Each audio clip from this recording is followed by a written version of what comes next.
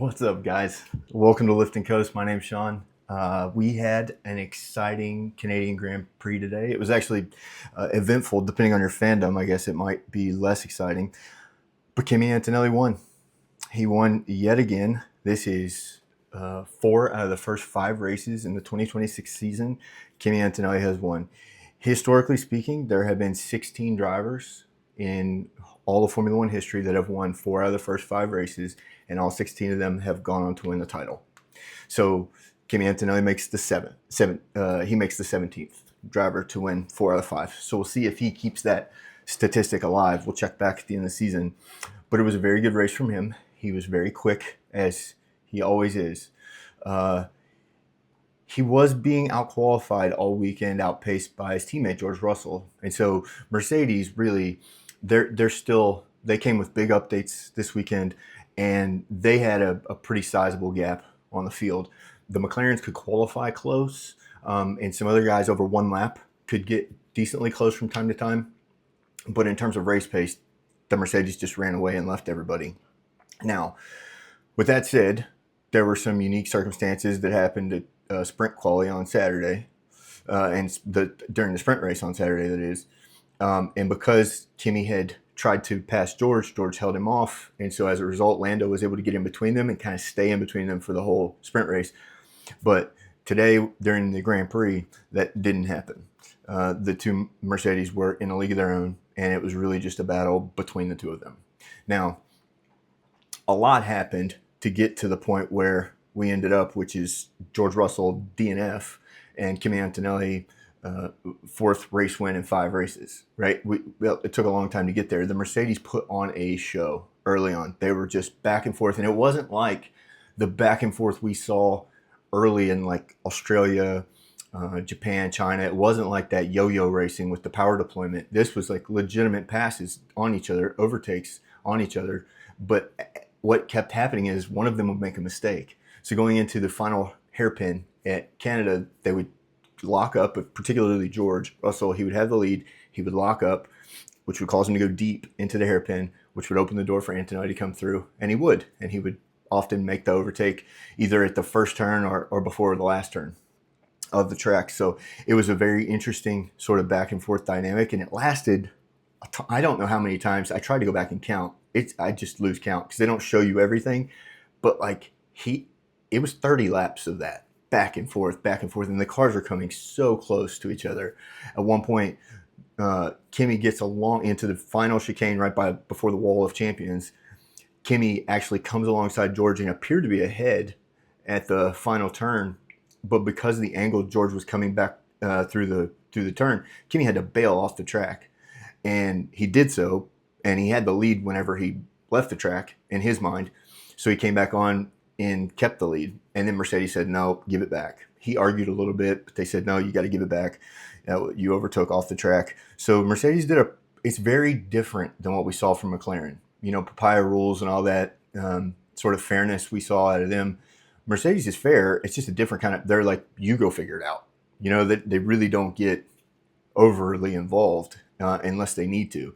They did jump on the air today and tell Kimi to give us position back because he did leave the track making an overtake, which is, if they didn't tell him, you know, race control could have potentially told him, and you don't want them getting involved. So you police your own drivers, and he forced Peter Bonington got on the radio and told Kimi, his engineer said, hey, you need to give the spot back. And so he did.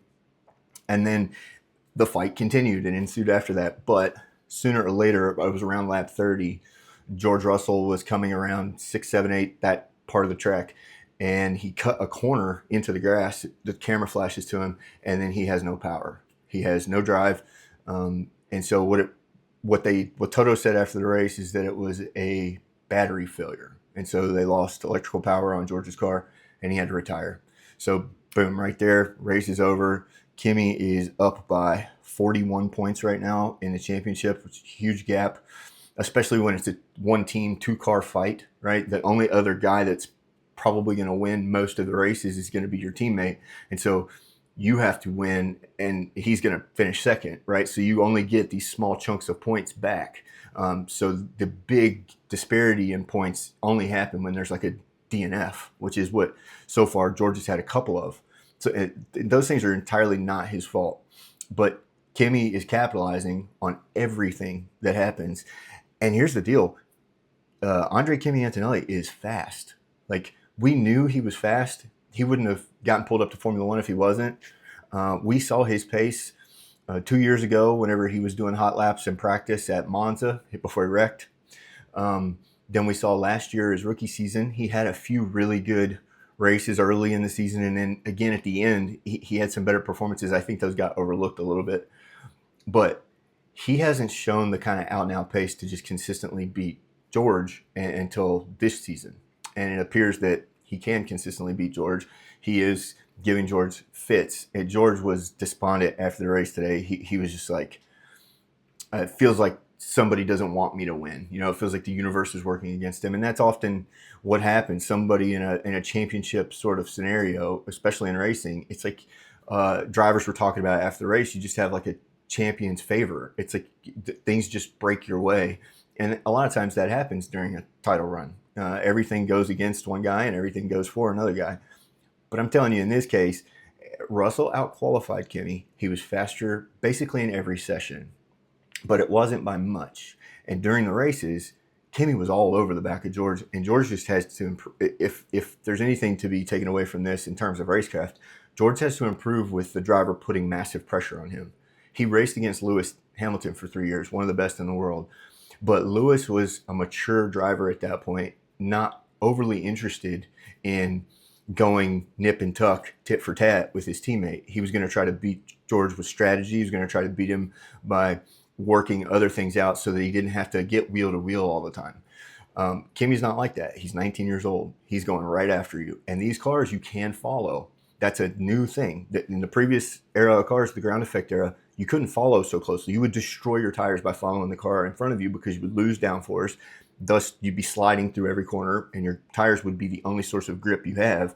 And so as a result, you'd smoke the tires, and you'd eventually lose even more pace.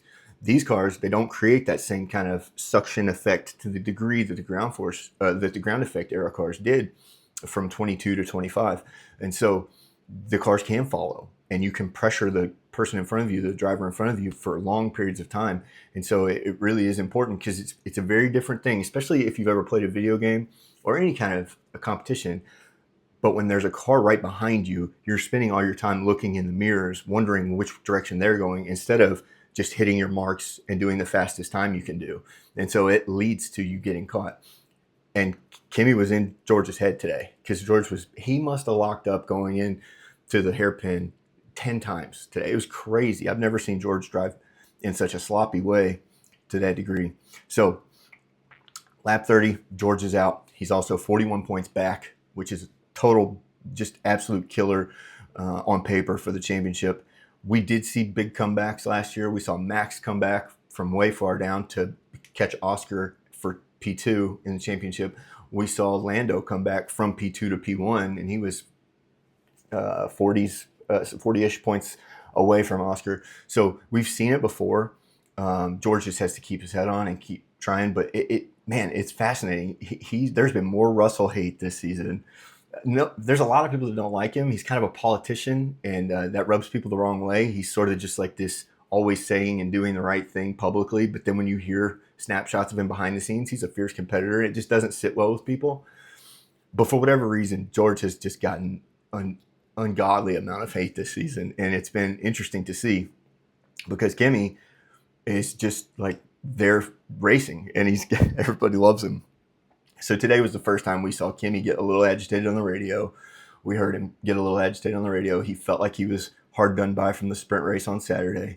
So he's growing into the role, and we'll see how this continues throughout the rest of the season. But thank goodness Mercedes lets their drivers race. Thank goodness they're both fast enough to race with each other. For years, we watched Max dominate, and he didn't have a teammate quick enough to compete with him. So if the Red Bull had a dominant car, he was just off by himself. We saw last year with McLaren, at least we had some back and forth there. But again, they played by kind of a gentler set of rules. Mercedes is just letting their guys go out, hammer and tongs, as they say, and duke it out. So it's been very interesting. So yeah, so Canadian Grand Prix, awesome. Kimi wins, George DNFs. That's the long and short of the Grand Prix. If you just wanted the highlights. Now, another big highlight we have to hit on, McLaren. They made a gigantic mistake. So there was rain off and on Sunday before the Grand Prix in Montreal, and during the feeder series races, it was really slippery. And so the track is not a full-time race circuit. It's a street circuit that they use for racing. And so the track has to rubber in every race weekend. You go out, you drive on the racing line, and rubber gets from your tires onto the racing line, and it makes it sticky. Well, if it rains, it washes all that out. Also, any water would actually be worse on those normally grippy parts, and so it doubles the problem. So there were some teams that rolled the dice and said, hey, let's start on intermediates because it was sprinkling, right? And so potentially it was going to get worse. So yeah, let's start on intermediates. Now, I understand if you're P17 or something, or P14, and it looks like points are going to be really hard to come by because only the top 10, as we know, get points. But when you're P3 and 4, like the second fastest car in Formula One, this is not the time to roll the dice. And so they started on the intermediates, and both drivers before the race were like, oh God, like once they figured out they couldn't change them, it was brutal. It was brutal. So leading up to the beginning of the race, we had the 5 lights come on and they wouldn't turn off. And the reason why is because Arvid Lindblad in the RB, the Red Bull sister team, Arvid had a problem with his car. It wouldn't go. So he raises his hand, and the person at the back of the grid has to wave a green flag before the lights can go out. They didn't wave the green flag. The lights didn't go out. They aborted the start, and they did another reconnaissance lap while they pushed Lindblad's car back to the garage. So it took a minute. Then whenever they got back around to the grid, it was too soon because it's a long push to get the other car off. So they had to do another reconnaissance lap. So anyway, we had 3 reconnaissance laps to think about the fact that it's really not raining at all, and McLaren's on rain tires. So it was brutal. If you're a McLaren fan, as I am, it was brutal to watch. The race starts. Lando jumps past the 2 Mercedes because he does have better grip. Because again, it's sprinkling. So he jumps out to the front and he takes a lead right off the bat. And he's just as fast as he can go. Puts in like 3 laps and then makes a pit stop. His teammate Oscar Piastri did the same thing. He just made the pit stop after 1 lap. And so after they do this unscheduled pit stop, Lando comes out in the teens somewhere, a couple places in front of Oscar. So things are going okay at that point for the McLaren drivers. They're looking like this could be a good recovery drive. Certainly for Lando. He was back up into the points. Well, as if all this wasn't bad enough, then he's told he needs to stop for reliability concerns. That's what you want to hear when you're a race car driver, right? And so he comes in, they do something to the car, and then he goes back out. He's like, well, he's got fresh tires. They did whatever they did. Maybe he'll be okay. He starts working his way back up to the points, and then his car dies. So what we're hearing from McLaren is it was a gearbox issue. So don't get your tinfoil hats on. A lot of people were, Mercedes engine inside the McLaren. The Mercedes blew up. Now the McLaren blew. And it didn't all happen in that order, but it was fascinating to see Lando's car just didn't work, and he was super bummed. There was nothing he could do about it. It was a gearbox issue. That's a McLaren problem, not a Mercedes problem. And so he DNF'd the race.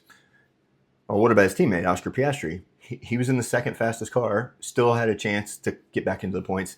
Well, he was overtaking cars, working his way through the field at the hairpin again, and there were 2 cars he was trying to overtake. He got one of them, but then the second one looked like it was yielding for half a second, and he drove right into the side of Alex Albon. He ruined Albon's race, knocked the Williams out of the race, and then he himself had to serve a 10-second penalty, and that was after he had to stop and get a new wing.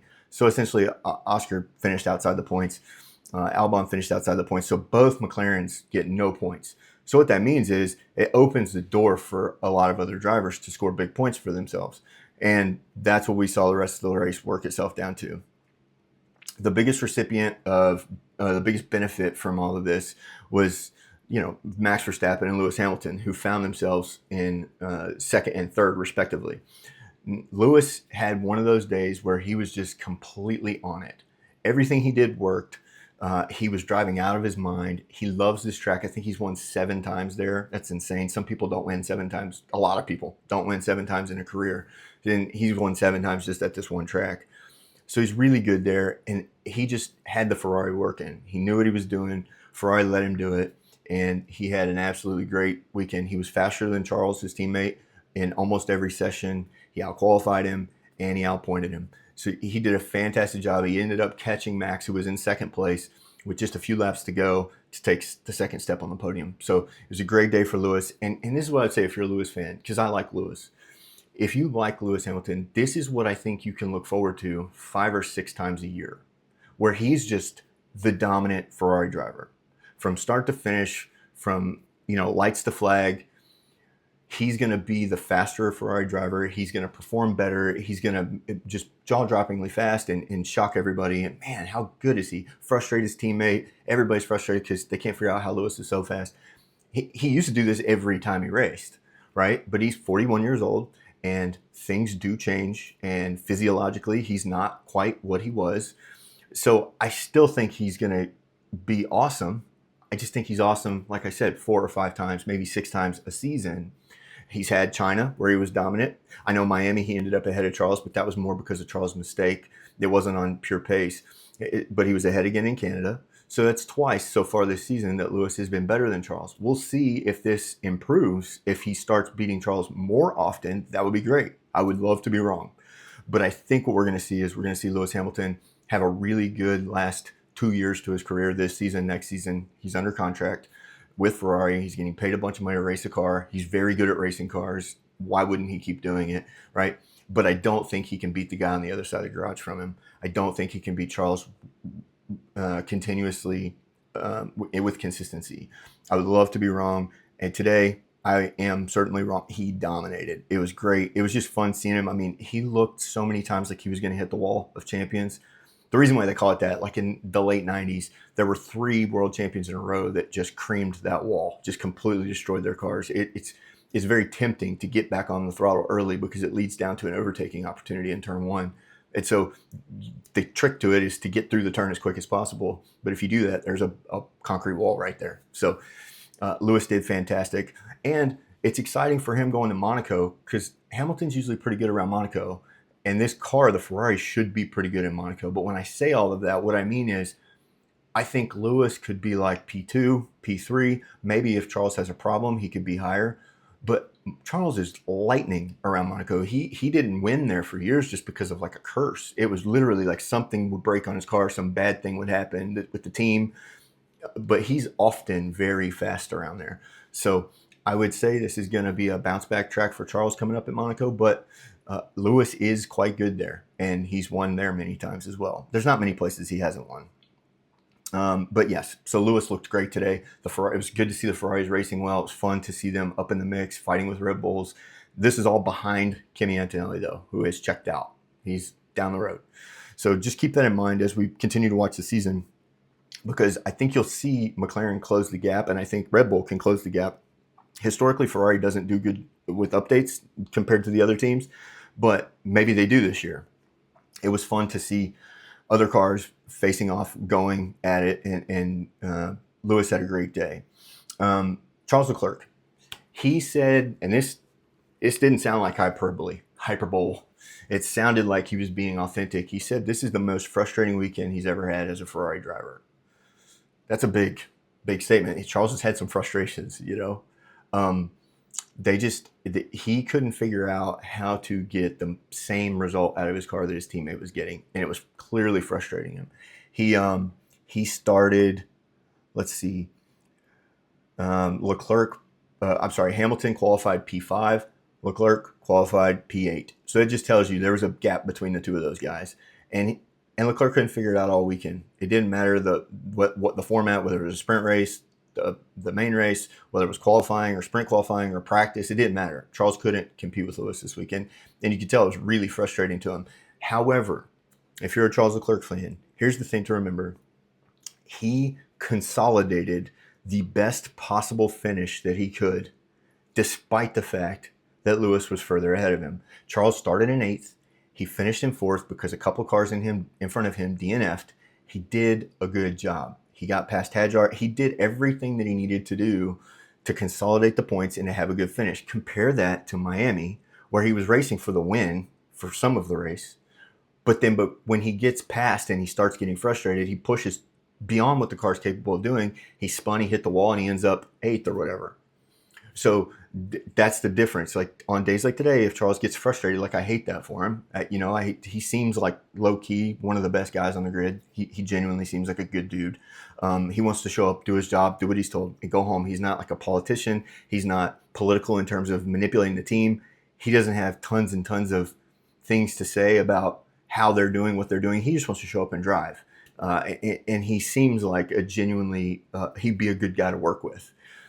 But he was frustrated today. So aside from that, I hate to see that. But apart from that, he had a great weekend. And I know he doesn't feel like it, but because of the mistakes others made, you did the best you could do. Both of your cars finished, Ferrari's cars, that is. So that's good for reliability. I mean, McLaren dropped out, Mercedes dropped out. There were other cars that dropped out. I mean, there's other people having problems. We had 7, I think, that didn't finish. So the fact that you're untouched in any of that negativity and you still qualified just one position off the podium, like that's a good day. I know it's frustrating because your teammate was in second, but if this is the bad days that Charles has, I think that bodes well for his future because the Ferrari's not done and this season is just one season. Like they can still make a run. It's just they have to get out of their own way, stop firing people, and be consistent with what they're doing. And they'll make progress up the grid. They have too many resources and too many brilliant people to not make a push for a title here in the next few years while Charles is still under contract with them. Okay, so Ferrari had a great day. All in all, Verstappen had a really good day with Red Bull. The Red Bull, very similar to the Ferrari in terms of maximizing what they could. The Red Bull is just not quite as fast on the straights, and Canada is a very straight line dependent track, and it feels like the Ferrari and the Red Bull run out of juice when they get to the end of these straights, just a little quicker than some of the other cars do. And so Red Bull's still working on all that. This is the first time they've ever built a power unit, an engine. They've never built one before this season. They've always bought them from someone else. So they're building their own power unit. They're doing way better than Honda. They're doing way better than Audi. They're doing better than, all of the other teams. They're just not quite where Mercedes is. Okay, so they have work to do. But Red Bull did well, and Verstappen finished third, and he was having troubles out there keeping his tires cool. He was keeping temperature in the tires toward the end. See, as the race goes on, in a cold race, as the race goes on, you wear the tread down on the tire, and it doesn't hold heat as well. And then you're not braking as often at this track. Long gaps in between braking, so you have time to cool the tires down. And so your setup has to be right on that line of making sure the tires aren't too hot, but then making sure they stay warm enough. And because it was only 55 degrees, in the air temp, it was cool. And so they had a little trouble with their tires today. Verstappen did really good though to finish third. I appreciated the fact that when Lewis came through, there was no there was no aggressive driving. It was they were racing each other. Lewis had newer tires. He passed Verstappen. Verstappen yielded the spot, which is good because there's at times that doesn't always happen. And so it was compared to Kimi and George bumping and banging into each other, it was better to just let the spot go in this case and come home with a third. Third place points is better than no place points. But it was a good day for Verstappen. Hadjar had a really good weekend. Again, not the up as far in terms of results, but he's much closer to Max than he was in Miami. In Miami, when the Red Bull brought new updates 2 weeks ago, Hadjar looked lost. He was way back. I can't remember where he finished, but it was barely in the points or just out of the points. So not a good day. Today, he was right there with Max. There was a spot in between them, but he did really well. So that was exciting. So that's the big boys. That's the top competitors. Briefly, I just want to point out Alpine. Man, they have done a fantastic job. Now, for those of you who don't know, Alpine stopped making their own power units, and they started buying the power units from Mercedes. They picked a good time to do that because the Mercedes power unit seems to be the fastest this year. But they have been racing, and what happened last season is what continued to happen this season, which is Pierre Gasly, the veteran driver, is just absolutely, destroying his teammate Colapinto. Franco Colapinto is quite talented. He's a great driver. He comes with fantastic support to the team, but he hasn't been on Gasly's level, not even close, until the Miami updates. And when those updates came in, Franco seemed to get along with him right away. And he outpaced and outperformed and outpointed his teammate, Pierre Gasly, who's a very, very fast, good young driver, in his prime. And so Colapinto beat Gasly again in Canada. So that's 2 weeks in a row, two very different circuits with the car that has just been updated. That's awesome for Colapinto. Like, I didn't see that coming at all. And that's not to say I didn't believe in the guy. I just really think Gasly is good. I think he's had a lot of time to grow since his previous opportunity at Red Bull, and then that didn't work. And since then, he's just been on a mission to improve, and he's performed admirably at Alpine. He's been great. He's been their top driver. And so the fact that Colapinto has beat him 2 weeks in a row, 2 races in a row, that's nice. It's good for him. He's in 11th place in the championship. I know it's early still, but he's in 11th place in the Drivers' World Championship. He's only 5 points behind his teammate, Pierre Gasly. So that is one big weekend away from changing positions. That's great. And Gasly's a pro. He'll bounce back. He's going to continue to provide a difficult fight against Colapinto. But it was nice to see Franco just kind of move forward. There was one other thing I wanted to point out about the track at Canada, and this is just I don't know, just something I noticed. I heard there were so many people excited about going to Montreal, like fans and podcasts and YouTubers and the F1 community, people in different chats that I talk to. Everybody's excited about Canada, and they're never excited about, Miami, of course. Like, they hate that track. But it's like, this track it has soul. Like, Canada has like a soul to it. It's been on the grid since the 70s. It's not the easiest. There's only a couple places you can pass. So it's really weird that I feel that way too, though. I'm like, I love this track, and I can't figure out why. So if somebody does watch and want to leave a comment, I'd love to hear your feedback. Like, why do we love the Canadian Grand Prix so much? Because I looked up the overtakes in Miami and then the overtakes today. Like, it's a huge gap. In Miami, they overtook more. And I know drive-by overtakes aren't always fun, but there's nothing on paper that says Canada should be better than anywhere, really. Just don't even think about Miami. Just think about all the other tracks that are not the top tier tracks. The Silverstone, the Red Bull Ring, Sao Paulo, Interlagos. There's these tracks at the very top that are awesome. Spa, people love Spa. But take those top tracks out of it, and Canada is usually like right there on that second tier list, if you will. And maybe we'll do that in the off season. We'll make a tier of our favorite tracks. But I'm just curious, why does Canada feel like it has soul? Why does it feel like it's got this just like draw to it? Like, I love the Canadian Grand Prix. Tomo McCluskey, Tomo F1, like, he got married and went on his honeymoon in Canada, I think. He might have got married in Canada, I can't remember. But he went to the GP in Canada. That's cool. But if you're flying across the pond to go to one race, where would you choose to go? I think most people would say Canada. They would say Canada, Interlagos, or maybe Austin, right? So it's interesting. But unless you want to party, then Miami and Vegas come into the conversation, I guess. But Vegas is a weird one. It's in the middle of the night. It's like 2 a.m. Because they have to shut the city down to do it. And that's the only time Vegas is going to let you close up the streets. So it's interesting. It's just interesting. I don't know why we love Canada so much. It gave us a great race. It threw up a humdinger today. This was awesome. But it doesn't often. It's not always a great race. I don't think anybody's won from further back than second over however many years. So, but I look forward to it every year. Rain or shine, lots of safety cars or none, doesn't matter. It's just it's an interesting track. So, and it was cool here stateside. It was also on Netflix, which brings me to my last thing. I want to close on this. Formula One has to get their stuff together. And I mean this in the most loving, kind way possible.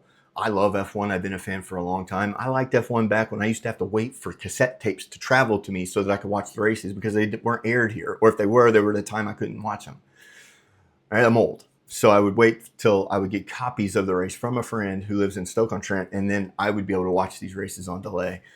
I would read about Formula One. I like it. I like the cars. I think it's this really pure expression of racing. I think the athletes are incredible, and there's so much depth to it. There's a political component inside the politics of F1. There's the financial component inside of F1. There's the commercial component. And each track is like its own character. So it's like you have all the teams, and you have their team principals that are like the head coaches. Then you have the drivers at each team, which kind of like the quarterbacks, and then you have like this really small little world, and it's fun to. I love it. I see why people like it. I'm glad that the fandom has increased here stateside, but Formula One has to do a better job now. They were very slow to tell us why they aborted the initial start. People are saying online that they can't figure out how to work the lights. That's not true. Okay. So we're not going to hold that against F1. That was procedurally the right thing to do. A driver raises his hand and tells you he's not on, his car's not working. You don't want to start with a stationary car in the middle of the track. That will cause a huge pileup. Okay. That's not what we want. So they did the right thing by aborting that start. But in addition to that, we had 7 cars that didn't finish. Is that right? We had 1, 2, 3, 4, 5, 6 cars that didn't finish. We had a championship contender not finish. We had last year's champion, defending champion, didn't finish. We had one of the greatest drivers of all time, Alonso. He didn't finish. Albon got hit by somebody. He can't help that. Lindblad never even left the grid. He's one of the best young drivers on the grid. Checo's car exploded. I don't know what that was about. I'll look into that more before I comment too much, but that was bad. He was coming on the pit lane in his front wing. He didn't hit anything. Now, maybe he hit something before and it just rattled loose there. It didn't look good. Everything just looked like it gave up. Like the front wing just, pow, strange. But he didn't finish, and he's a huge fan favorite in this hemisphere. And so it's just frustrating because this is all happening, and you're like, you may ask, well, that's not Formula One's fault because Formula One doesn't build the cars that are breaking. They didn't make the drivers crash into each other. No, you're right. You're right. Crashes are one thing. We can't control crashes. That's going to happen, right? Drivers get aggressive. Usually, if anything, crashes tend to be a fan draw. As long as nobody's hurt, people tend to find the crashes exciting. Not particularly on that particular line of thinking, but I understand it's interesting. What I'm saying is when you change the power unit formula to your entire sport, you got to be careful doing that quickly. And I know there's talk right now about changing it for the better, we think, for 2027, because their 50-50 power split right now between electric power and combustion power is really difficult to make good racing out of, right? It's really weird how they have, it's very complicated. And so I'm not going to get back into reg talk, but they want to move it more to like a 60-40 split. So just a little more reliance on the combustion engine. They're using carbon-free emissions fuel, like they're being green. That's good. But like you got to be slow to just flipping these regulations around. And I don't know if this was Liberty Media, if this is the teams, if this is like the FIA, who they don't have anything to do with it, I don't think. But this is a very, we just need to be very careful changing regulations around too quickly, because this is some people's first exposure to Formula One here on Netflix today, watching a little bit of it. And it was like kind of amateurish, right? Your drivers are not able to go because their cars won't go. That's not what people want to see. Right? If they bump and bang into each other, so be it. But if they're going to go out there and they can't, you press the throttle and nothing happens, like multiple different cars, that only is a result of the changing regulations, right? And I'm not saying, so what's the solution? Do we don't change the regs but I don't know. I'm not saying I have all the answers. I'd love anybody's thoughts on it. I just think maybe doing more live testing and maybe go, hey, we want these cars ready for 26, we're going to start using them in 27. Like, for instance, I know it's expensive to do all this, but what we did today would be far more expensive potentially, right? There's people that are tuning in to watch that didn't get to see much except cars not going anywhere, and it'd be really easy to just flip the channel and go do something different, right? So you have people for a very little bit of time. You had a very exciting race. We just couldn't keep it going because you have braking cars. That's strange. Like, you watch a NASCAR race, that doesn't ever happen. You watch an IndyCar race, that doesn't ever happen. You watch drag racing, MotoGP, like it just doesn't happen that often. From time to time, but like it's happened. It happened a lot today, and it's just that's not the best look, especially when a lot of attention is drawn to it, like it was at the start. Again, Lindblad did the right thing. Formula One did the right thing. You're right to abort the start, but then doing 2 more reconnaissance laps, it was just a little bit amateurish, and that's not the way F1 is at all. It's one of the most expensive and difficult sports to be involved in. It's very, very fun at its best. These guys have the top 22 seats in the world for racing. There's like 300 people in the world that get paid handsomely to go race a car for a living. The top 22, they're in Formula One. So it's awesome, but depending on when you tuned in today and what you saw, you may or may not agree. And so I just think maybe we should do a little bit more to make sure that there's, yes, exciting racing. Yes, we want to be on the edge of technologically advancing, motorsport. Cool, but it needs to work reliably. So maybe we could just back down a little bit from the cutting edge stuff regarding the engines, like the propulsion system of the vehicle. Like maybe that is something we need to go a little bit more with what we know until we're sure that we can do this, because it was a bummer. So yeah, Formula One, just get your stuff together in that respect, because you'll keep more fans moving forward. I sat down to watch today with people, and they started tuning out. Like, oh, he's out now. And, oh gosh, he's out. It's over. And it was. I mean, the good racing at the front was over because of vehicle braking. The only reason it broke isn't because it's a bad car. It's not because Mercedes doesn't know how to build an engine. It's because they just got it built and developed it, and they had to compete all year last year. So it's like they have to do double duty to get this up and running. I just think there needs to be some kind of dispensation, more time allotted, I don't know, more testing, something, because we shouldn't see cars not going anywhere. Be that as it may, it was an exciting Montreal Canadian Grand Prix. I hope you guys enjoyed it. We'll try to put another video online here this week and see if we can do this a little more consistently. But thanks for tuning in, for those of you who did, and we'll catch you next time. Bye.